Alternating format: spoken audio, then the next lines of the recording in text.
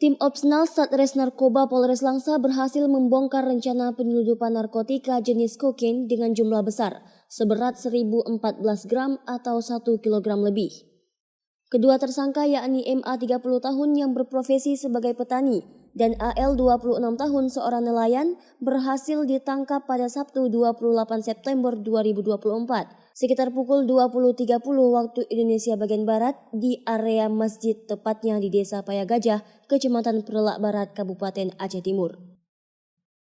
Kapolres Langsa AKBP Andi Rahmansyah menyebutkan, tersangka mencoba menyembunyikan kokain di bawah jok motornya pada saat petugas berhasil mengepung mereka. Kokain seberat 1.014 gram, ponsel, dan sepeda motor hitam tersebut langsung diamankan sebagai barang bukti.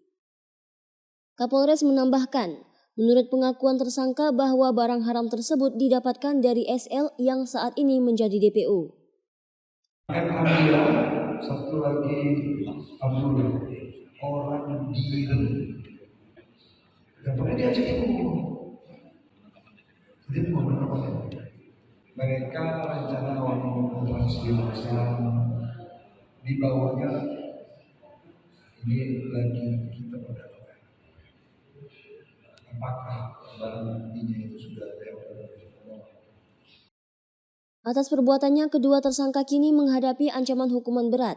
Mereka akan dijerat dengan pasal 114 ayat 2, pasal 112 ayat 2, dan pasal 132 Undang-Undang Nomor 35 Tahun 2009 tentang narkotika dengan ancaman hukuman mati atau penjara seumur hidup.